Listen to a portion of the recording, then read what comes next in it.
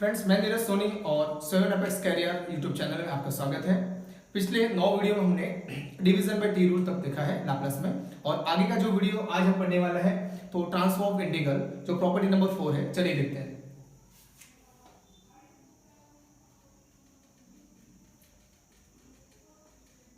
Transform of integral, transform of integral में integral वाला part, integration जो होता है, इंटीग्रेशन आपको दिया होगा, उसका लाप्लास फाइंड करना है। याद रखना है कि यहां पर इंटीग्रेशन नहीं होने वाला है, लेकिन इंटीग्रल वाला पार्ट पूरा दिया है जिसका लिमिट फिक्स है, 0 से t ही दिया होगा आपको। 0 से t, अपर लिमिट t है, लोअर लिमिट 0 है, और आप हर बार लिखते हो L of ft is equal to f bar s। t variable वाले फंक्शन का लाप्लास f of t का लाप्लास f बार s ही होता है। तो यहां पर करना क्या है, 0 से t लिमिट दिया है, मतलब इंटीग्रेशन दिया है, और इंटीग्रेशन का लाप्लास फाइंड करना है। तो आपको फ्रेंड्स कुछ नहीं करना है, ये जो है ना f of u, मतलब मान लो कि f of u is equal to sin u है ना। आपके पास कोई एग्जांपल हो, मैं आपको एग्जांपल से समझाऊंगा तो आपको जल्दी समझ में आ जाएगा। 0 से t और sin 3u du ऐसा लिखा है, और ये एक एग्जांपल दिया है, आप अप्लाई कर सकते हो। f of u क्या है, तो sin 3u है, और 0 से t लिमिट दिया है, इंटीग्रेशन का लाप्लास फाइंड करना है। तो अगर आपको क्वेश्चन हो रहा है कि सर हमने तो ऐसा पढ़ा है कि जो t वेरिएबल वाला फंक्शन होता है उसी का हम लाप्लास फाइंड करता है, तो यहाँ पर जो u वाला फंक्शन है, मतलब f of u है, आप सिंपली रिप्लेस कर सकते हो, u को t से रिप्लेस कर सकते हो।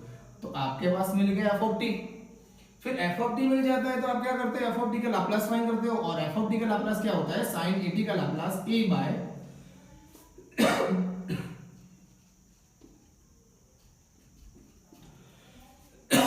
तो 3/s² plus 3² f bar s। तो आपने क्या किया है, जिस टर्म का इंटीग्रेशन हो रहा है वो इंटीग्रल पार्ट का आपको इंटीग्रेशन करना है, मतलब आपको लाप्लास फाइंड करना है। तो इंटीग्रल पार्ट का आपको लाप्लास फाइंड करना है, तो आपने लाप्लास फाइंड कर दिया। अभी जो f बार s मिला उसके साथ अगर आप सिर्फ 1/s मल्टीप्लाई करोगे तो आपका जो क्वेश्चन है उसका आंसर मिल जाएगा। मतलब ये जो है ना पूरा क्वेश्चन, इसका आंसर ये हो गया।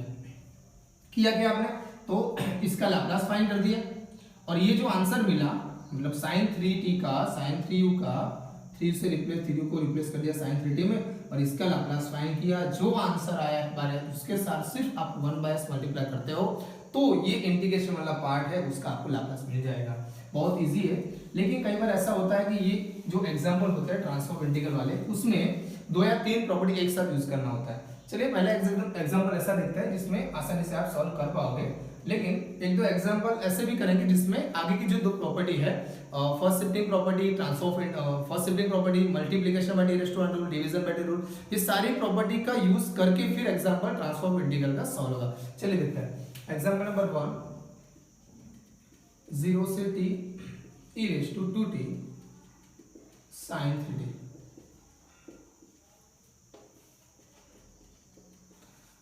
फ्रेंड्स, अगर आपको यहां पर u दिया हो तो आपको u को t से रिप्लेस कर देना है। तो ये एग्जांपल है जो ट्रांसफॉर्म इंटीग्रल से सॉल्व होगा, ये प्रॉपर्टी से सॉल्व होगा, क्योंकि यहां पर इंटीग्रेशन जो दिया है उसका आपको लाप्लास फाइंड करना है।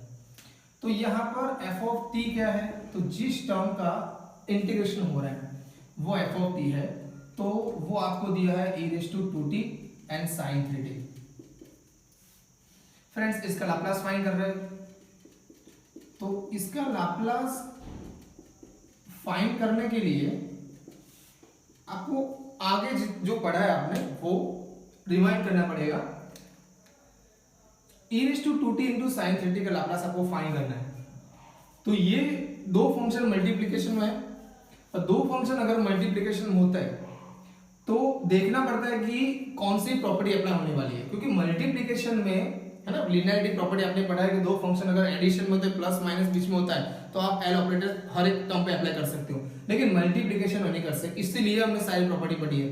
तो फर्स्ट शिफ्टिंग प्रॉपर्टी यहाँ पर इसलिए अप्लाई होने वाली है क्योंकि एक्सपोनेंशियल टर्म आपको नजर आ रहा है। तो एक्सपोनेंशियल टर्म है तो फर्स्ट शिफ्टिंग प्रॉपर्टी करेंगे अप्लाई, और फर्स्ट शिफ्टिंग प्रॉपर्टी में होता क्या है, तो फर्स्ट शिफ्टिंग प्रॉपर्टी में ऐसा करता है कि एक्सपोनेंशियल टर्म के साइड में जो भी टर्म होता है उसका लाप्लास फाइंड करता है, फिर जो आंसर मिलता है उसमें s को s माइनस a से रिप्लेस करते हैं। तो साइन 3t का लाप्लास क्या होगा 3/s² प्लस 3² और s को s माइनस a से रिप्लेस करेंगे और a की वैल्यू क्या लिखेंगे, तो एक्सपोनेंशियल टर्म में जो कांस्टेंट होता है वो, तो रीजन में लिखेंगे।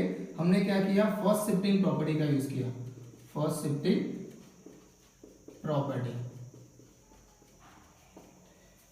तो जहां जहां आपको s दिखाई दे s माइनस 2 से रिप्लेस कर दो और ये हो गया हमारा f बार s। तो हमने क्या किया, f ऑफ t हमारे लिए क्या था, तो जो टर्म इंटीग्रल पार्ट में है, मतलब जो टर्म इंटीग्रल पार्ट है वो उसका हमने लाप्लास फाइंड करना है, वो हमारे लिए f ऑफ t है। f ऑफ t का लाप्लास हमने फाइंड किया, हमको f बार s मिला। तो using by transform integral, transform integral क्या है, तो ट्रांसफॉर्म इंटीग्रल में सिर्फ 1/s मल्टीप्लाई करना है f बार s के साथ। तो sin 3t dt is equal to 1/s f bar s, मतलब आपने जो f बार s फाइंड किया इसके साथ सिर्फ आप 1/s मल्टीप्लाई करते हो तो आपको आंसर मिल जाएगा। बहुत सिंपल एग्जांपल है फ्रेंड्स। ऐसा भी हो सकता है कि यहाँ पर डिवीजन बाय टी रूल भी अप्लाई हो सकता है, जैसे कि एग्जांपल आपको ऐसा दिया हो, ये आप होमवर्क में ट्राई करना। L ऑफ इंटीग्रेशन 0 से t a raise to 2t sin pi t divide by t। तो इसमें आपको करना क्या है,